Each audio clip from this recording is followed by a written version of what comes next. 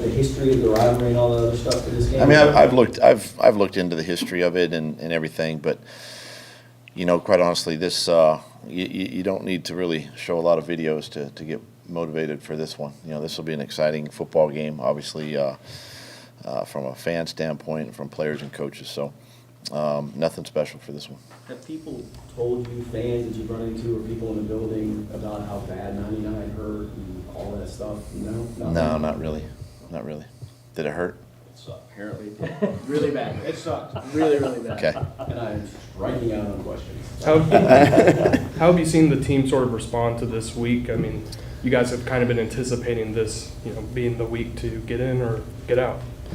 Yeah, we understand. I mean, that's just the nature of this game, right? It's win and you're in. Both teams are in the same situation. Guys have been great this week. They've handled it well. Biggest thing for us, obviously, a little bit of a shorter week.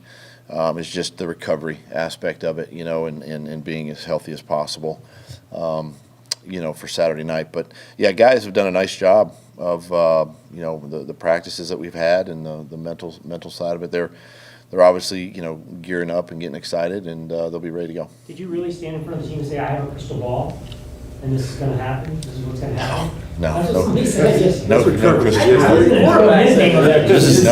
crystal balls. I think he was just using that as like an analogy, but no, it's didn't have one. Okay. You told them it would come down to week 18, though. You were like, I mean, listen, and we were 2-6 at one point. We were 3-7 at one point, and there's a time and a place where I felt like, as you message the football team, it's our goals were still in front of us, even back then, and look, everybody in the division was chasing Tennessee. I mean, they were 3-4 games ahead of everybody, there for a long time, and I just had to make sure that our guys understood that everything is still in front of us. We just got to play one game at a time and just focus on that 1 week. And if we did that, it would give us an opportunity to be in Week 18 for all the marbles.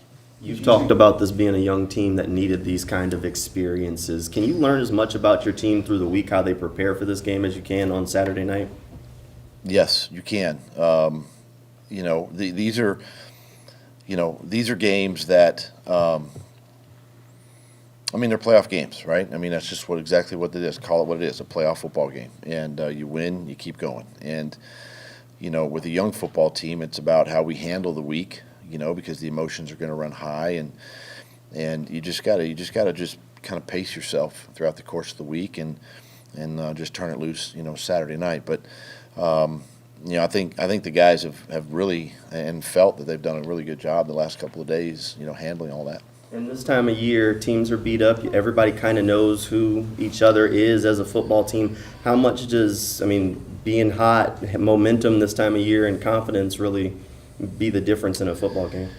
I mean, it's good to talk about, but you still got to go play, and you got to play against a good football team. And momentum, streaks, wins, losses, whatever, it doesn't matter. I mean, you just look at Tennessee, right? They're in this game for a reason, and they're playing for the same things we're playing for, and it's a little bit different. But it doesn't really matter. You come out Saturday night, and you got to be ready to go, and you got to play, and you got to play with energy. You got to play, excitable. You just got to do your job and focus in on each play. Trevor mentioned yesterday that regardless of the circumstance, 5-game losing streak, 4-game winning streak, that you were the same every day. Did you take solace back even towards the end of October in the way the team was handling the losing streak? Because it did seem that there wasn't any sense of panic while there was some frustration over not winning those close games. There seemed to be a maturity about the team in handling the adverse circumstances. Yeah, you credit the leadership of the locker room, right? The veteran guys, and some of those guys are young, but they're veteran players, and I think that, and just coming to work every day, and again creating an environment where guys enjoy coming to work, means a lot. And you just kind of stay the course, and you never get too high, you never get too low. You just be you, and be consistent, and you work through a lot of the situations that caused us to lose some of those close games early in the season, and you you learn from them. We've talked a lot about that this season. You learn from them, and you get to moments like this, and you just lean on each other and lean on those moments, and remember how difficult it was back then, but kind of how exciting it is, this time of year, and how it can flip that easy. Generally speaking, how much do you feel like your game plan on defense changes with Joshua Dobbs as a quarterback as opposed to Tannehill? You want me to just lay it out there, just throw it out there. Yeah. What's the game plan?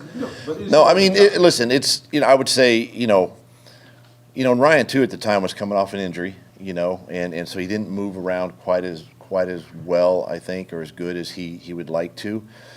And Ryan's dangerous that way. He can beat you, and create some explosive plays with his legs, and Josh can do the same thing.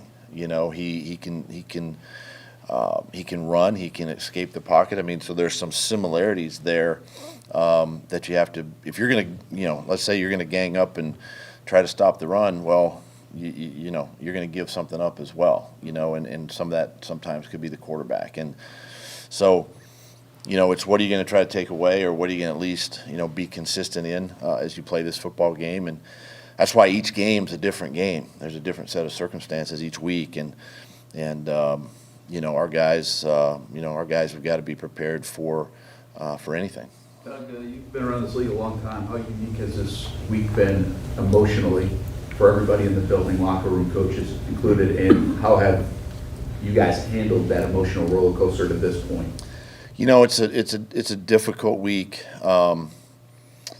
Just knowing what has happened this week, with Damar, and we're encouraged, and with some of the news it's lately with his health, and he's getting better, and he's improving, and so we're encouraged there, and we're excited about that, and we continue to pray and lift him up in our thoughts, and but I think for us too, we have a job to do, and I think sometimes the best thing you can do is kind of play for guys like Damar, and really gain some strength from that, and kind of help him in a way, that he can't right now, because he's battling for his life. Obviously, we're playing a game, but he's fighting for a different reason. So I think around the league, there's going to be some, joining of arms, team to team, teams coming together, whatever it might be, this weekend, to honor that, and to support that.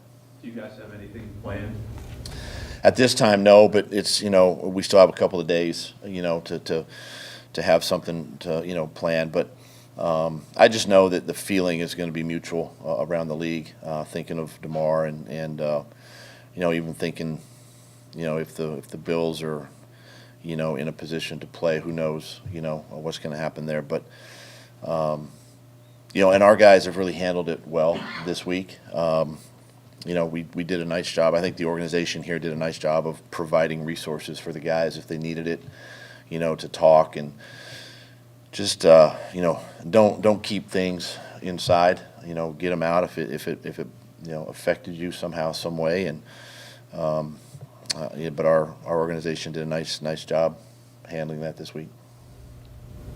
Doug, when it gets right down to it, the issue of a short week, it's 17 hours earlier and you don't have to travel. So in the end, do you think it really is going to matter all that much to the outcome? I mean, It's not traveling, maybe. you're not traveling, and you still have, it's a long day, it is a long day, but still, it is nice that you're playing at home, and again, it's your crowd and everything. Probably at the end of the day, it doesn't really matter. Once you tee it up, it doesn't matter if you're on a 10-day break or a 4 or 5 day break. So, you still got to go play and create energy, and play with great passion, and do your job, and try to win the game. You talked about, especially with Travis, letting him kind of play through those fumbles, showing that you've got the confidence getting him out there. But when you get to the playoffs, everyone always says those turnovers are magnified. So is that more of a delicate balance for you?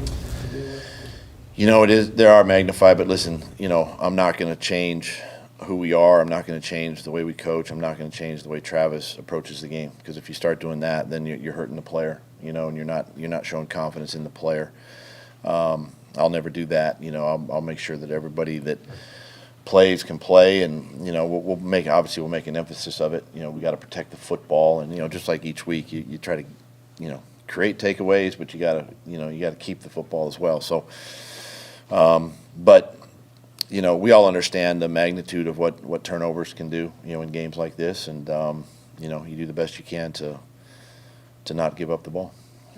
How do you keep, in your daily preparation leading up to the game, how do you keep the pressure and magnitude of this game from seeping into the players' heads? Because usually a coach can sort of tell on something like that. So I'm just wondering what. Yeah, I mean, you just try to keep it as about the business as usual, mentality. And we understand it's a regular season, week 18 game. It's the last game of the regular season, and obviously a lot at stake. But at the same time, you just say, hey, listen, what got us here, and you just got to lean on that, right, and lean on the positive there, and again, it goes back to the turnover battle. You just can't give the ball up, and you try to take the ball away the best you can, but really you just stay with what got you here. Trust the players, put a great game plan together, and then go play. What do you do to kill time Saturday? We'll get together as a team, during the day, just kind of get the guys up and moving around. I'm usually over here early and just kind of buzzing through some more tape and, looking at the game plan, the call sheet, and, making sure everything's buttoned up and ready to go.